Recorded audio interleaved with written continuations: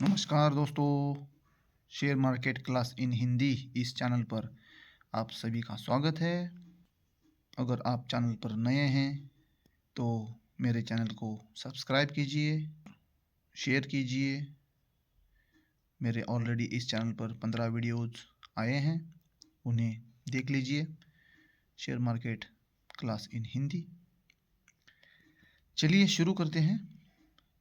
पिछले वीडियो में हमने बात किया था बजट क्या है, बजट क्यों होता है और शेयर मार्केट से बजट का क्या रिलेशन है। तो आज हम ये जानेंगे टैक्सेस कैसे लगते हैं और उसका असर कैसे पड़ता है। चलिए ज़्यादा टाइम वेस्ट नहीं करेंगे, शुरू करते हैं। बात है बजट की।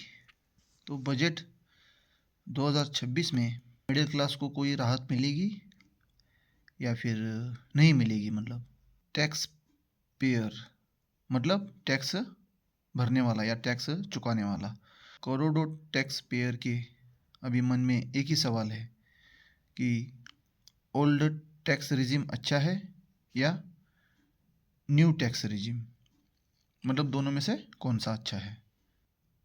2025 के बजट में finance minister Nirmala Sitharaman new tax regime के तहत एक बेसिक एग्जेम्पशन लिमिट जो है वो 3 लाख से बढ़ाकर 4 लाख रुपए किया था। साथ ही जो 75,000 रुपये का स्टैंडर्ड डिडक्शन पाने से सैलरी पाने वाले कर्मचारी जो है, जो तनख्वाह लेते हैं महीने की, उसके साथ साथ पेंशनर, इनको 12 लाख की सालाना इनकम पर पूरी तरह से टैक्स फ्री किया गया था। ठीक है, सालाना इनकम जो है 12 लाख तक है, 12 लाख के अंदर उनको पूरी तरह से टैक्स फ्री किया गया था। नई टैक्स स्लैब में अब 24 लाख रुपए से ऊपर जो कमा रहा है, 24 लाख से ऊपर की आय पर 30% टैक्स लगाया जाता है। जिससे क्या है, मिडिल क्लास और जो अपर मिडिल क्लास है, मिडिल क्लास और अपर मिडिल क्लास, इनको मतलब सीधा सीधा फ़ायदा मिल रहा है। क्योंकि अपर मिडिल क्लास और मिडिल क्लास ये जो है ना 24 लाख के अंदर की कमाई वाले कैटेगरी में आते हैं। अभी असेसमेंट ईयर 2024-25 में जो इनकम टैक्स रिटर्न जो दाखिल हुए हैं उनमें से 72% मतलब कि 5.27 करोड़ लोगों ने न्यू टैक्स रिजिम चुना है। ठीक है, और बाकी 2.01 करोड़ लोगों ने जो है ओल्ड टैक्स रिजिम चुना है।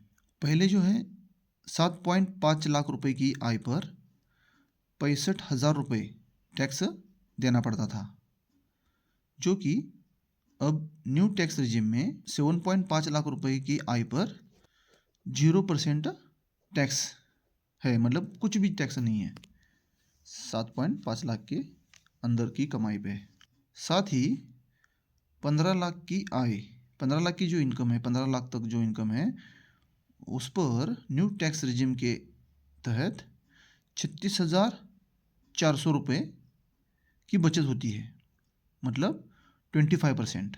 साथ ही 20 से 25 लाख की आय वालों को 30% की राहत मिलती है टैक्स में। ठीक है, साथ ही जो 30 लाख से ज़्यादा कमाने वाले लोग हैं ना, 30 लाख से जो ज़्यादा कमाते हैं, तो उन पर यह जो सीमा है टैक्स की वो धीरे धीरे कम होती जाती है। इसका मतलब है कि भारत सरकार ने 7.5 से 25 लाख सालाना कमाने वाले लोगों को फोकस किया है। 7.5 से 25 लाख जो सालाना कमा रहे उनके ऊपर क्या किया है, फोकस किया है। मतलब मिडिल क्लास जो है वो खपत भी ज़्यादा करता है और निवेश भी करता है। तो इससे क्या होगा, जो टैक्स कम देने से लोगों के पास ज़्यादा पैसा बचेगा, लोगों की सेविंग होगी, और सेविंग होगी तो लोग क्या करेंगे, उस पर थोड़ा सा खर्चा भी करेंगे। पैसा बचेगा तो खर्च भी करेंगे, जैसे कि किसी ने गाड़ी ले लिया, टीवी ले लिया मान लो, या कहीं घूमने चले गए, तो ये टूरिस्ट मतलब, हाँ। तो इससे क्या होगा, अपना देश का तो सामान बिकेगा, टीवी गाड़ी, हाँ। इससे खर्च बढ़ेगा और इकोनॉमी को बूस्ट मिलेगा। सवाल यह है कि बजट 2026 में न्यू टैक्स रिजिम को और आकर्षक बनाया जाएगा, क्या वही पुराना वाला टैक्स रिजिम रखा जाएगा, या जो न्यू टैक्स रिजिम है उसको सेम ही रखा जाएगा? इस पर अभी सभी की नज़रें जमी हुई है। तो ये कब पता चलेगा? बजट के टाइम ही पता चलेगा। ये तो बात हो गई अभी किसकी? आम जनता की, उसमें हम भी शामिल ही हैं। अब बात करते हैं शेयर मार्केट।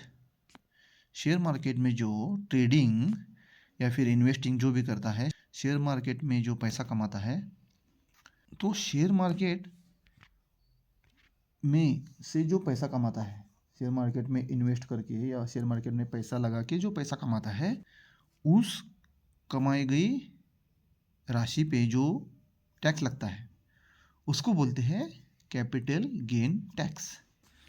जो कि शेयर मार्केट की कमाई है उसको बोलेंगे कैपिटल गेन टैक्स।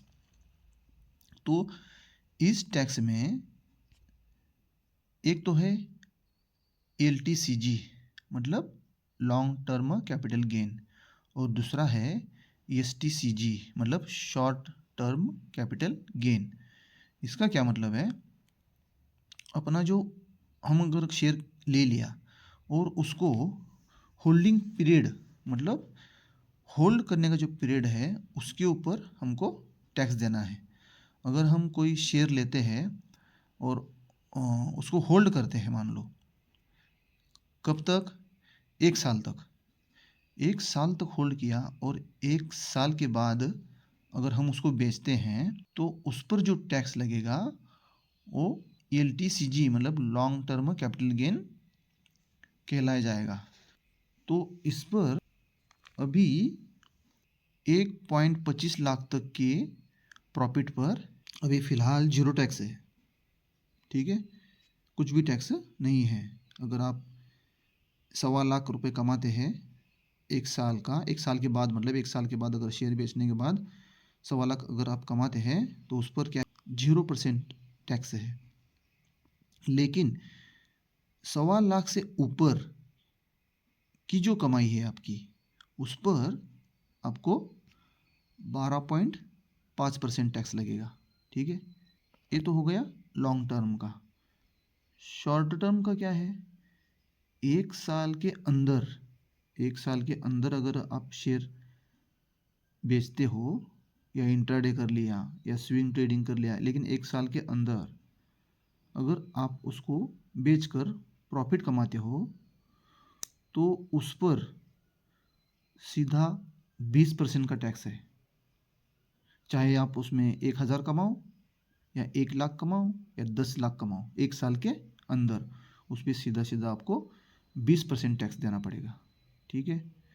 और लॉन्ग टर्म में 1 साल के बाद बेचोगे, वो भी 1.25 लाख से ऊपर की कमाई पर 12.5% टैक्स लगेगा, ठीक है। और इसीलिए 1 साल से हम देख ही रहे हैं टेरिफ और ये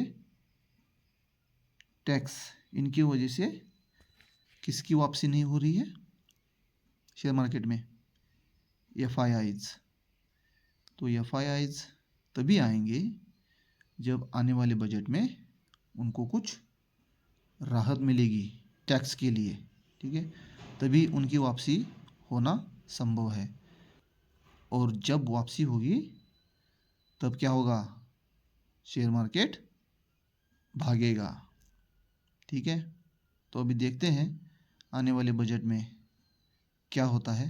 ठीक है, अगर वीडियो अच्छा लगा है तो लाइक कीजिए, शेयर कीजिए और चैनल को सब्सक्राइब कीजिए। धन्यवाद।